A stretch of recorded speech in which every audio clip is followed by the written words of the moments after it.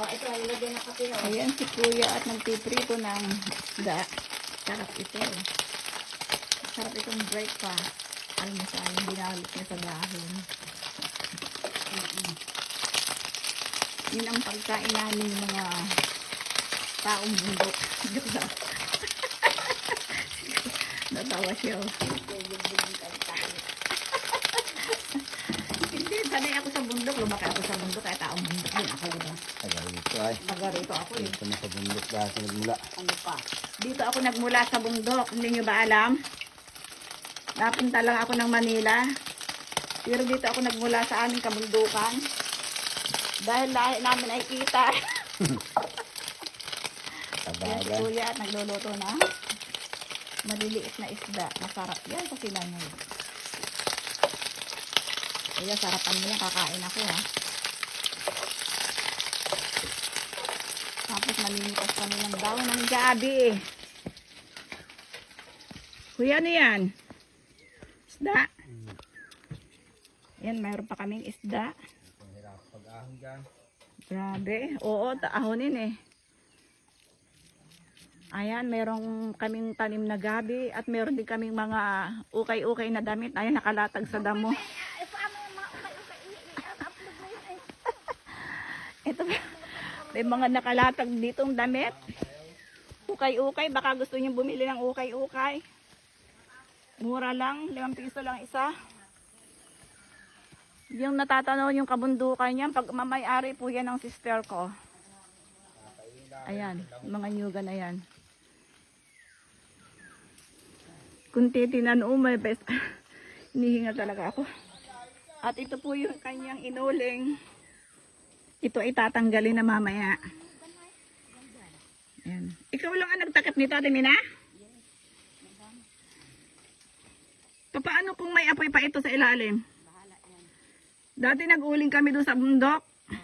Nako, wala kaming nakuha. 2 drum. Napugnaw lahat. Sinayang ninyo ay. Oo, nasayang lang. Kasi, di ba binabusan pa ito ng tubig, Ate Mina? Hindi ba masisira bago bago Ah, pag binabusan, sa ibabaw lang, di ba? Hindi. Ito po, at tatanggalin na namin yung mga bato. Na butas nga na wala na yung ano yan. Ito po yung kanyang inuling ng mga bao, inilalagay sa drum. Palilingasin siya, lalagyan ng apoy hanggang sa mapuno. Ang bigat ng bato. Nakaya mo yan? Mga wala Ito yung bundok ni Kuya Tura na sa Manlana. Oo, ito yung bundok namin. Ito? Wala. Ay, nakarating na ako dati dito, di ba? Maliit ka pa. Maliit pa ako.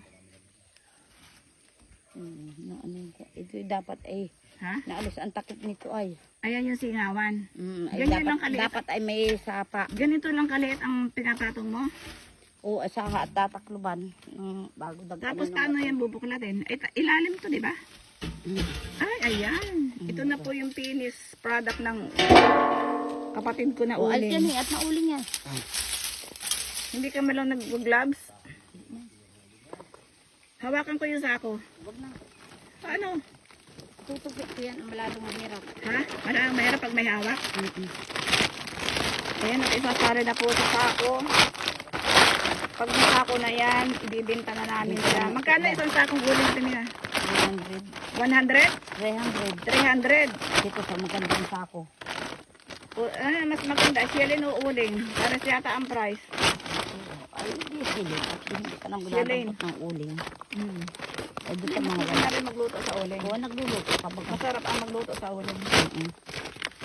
pag wala kang ba, ay, tingnan yung iba dyan. At sino si Norma baka kanina ay ang dati ay nagpipigpig ng kahoy. Ang usok baga doon. Diyos ko, di mausok. Wala ay, hindi siguro si Nestor makapag-ulo. Ay, nag-video ka ha. Nagsalita ka dito, naka-video. Hindi ka naman siya, friend. Ayan po. Hindi pa nakakapun. At isinasali na ng sister ko. Dapat pala nagdala ako ng glass.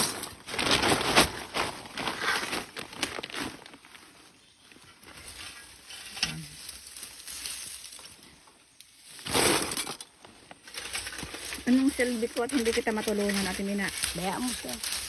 Doon ka lang. Ha? Doon ka lang mauulingan ka dito. Hindi. Naliligo naman ako. May sapa dito, oh. Dapat nagdala ka ng mask o allergy ka din pala sa ano, Hindi. alikabok. Sana yun. Ayan po yung aking sister, napakaluang ng nyuga niya, ng coconut niya, pero ayan o, nag-uuling pa siya. Simpleng babae. Lahat kinakaya niya yung trabaho. Mag-isa lang siya. Ay, wala ay. Wala po siyang asawa. Balo ka mo. Balo na nakahanap siya, ka kaya ako. naghahanap po siya ng magiging asawa niya para may kapatner at may magsasali ng uling sa saan. Ay, taga-tamo. May taga-igib, may taga-uling, may taga-kopra. Gusto na hindi magkupra, may taga-tamo lang. Hmm? Sino kaya May mahanap taga- dyan? Habang.